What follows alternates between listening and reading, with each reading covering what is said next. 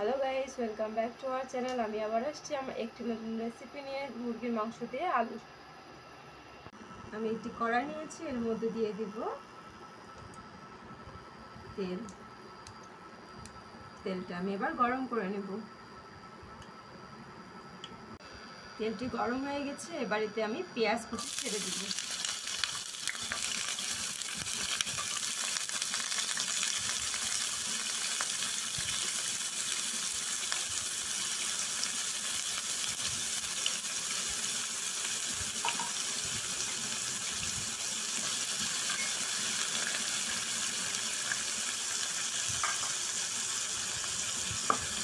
পেঁয়াজটা এবার সুন্দর করে নেড়ে ছেড়ে ভেজে নেব।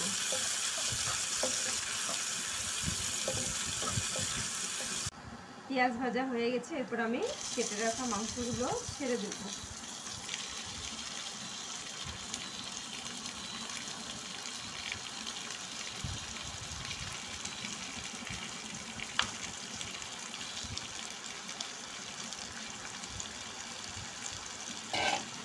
একটু নেড়ে নেব।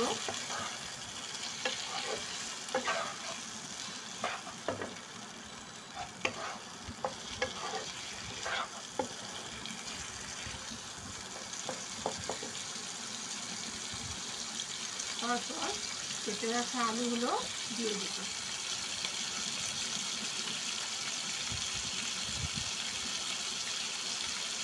শুকনো মরিচ, গোলমরিচ,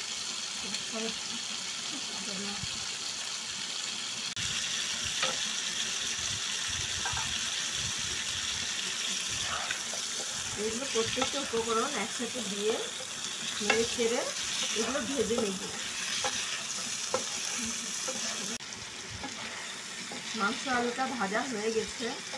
যেগুলো উপকরণ দিচ্ছিলাম, কাঁচামরিচ, শুকনো মরিচ, গোলমরিচ, এভাবে মাংসের মধ্যে আলু দিয়ে রান্না করলে মাংসে অনেক স্বাদ আসে। মাংসটা দেখতে পাচ্ছেন পুরোপুরি ভাজা হয়ে গেছে।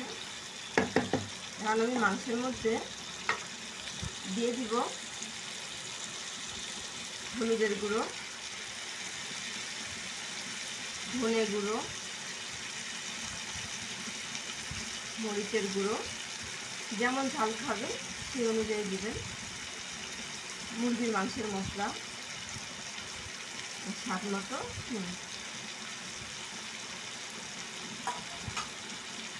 এখন এটা আমি ভালো করে কষিয়ে নেব।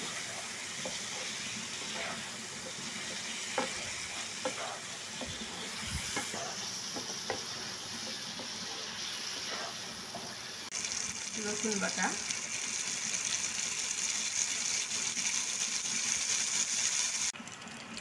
মাংসটা খুব সুন্দরভাবে কষানো হয়ে গেছে, দেখতে পাচ্ছি।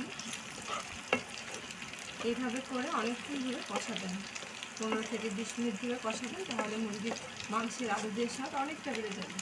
এখন আমি এটা সিদ্ধ হওয়ার জন্য এর মধ্যে জল দিয়ে দেব পরিমাণ মতো।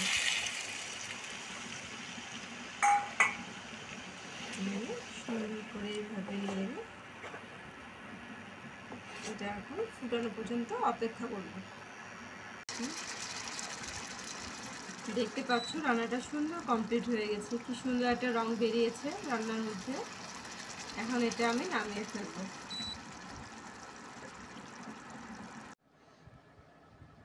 আমি নামিয়ে ফেলেছি, এটা দেখো কত সুন্দর হয়েছে। তোমরা যদি চাও এইভাবে করে এই আলু দিয়ে মুরগির মাংস রেসিপিটি বানিয়ে খেতে পারো, দেখবে অনেক সুন্দর লাগবে। আজকের ভিডিও এই পর্যন্ত, দেখা হবে নেক্সট ব্লগে। আমাদের এই রেসিপিটি যদি তোমাদের ভালো লাগে, আরও যদি নতুন নতুন রেসিপি দেখতে চাও, তাহলে অবশ্যই কমেন্ট বক্সে কমেন্ট করে জানাও।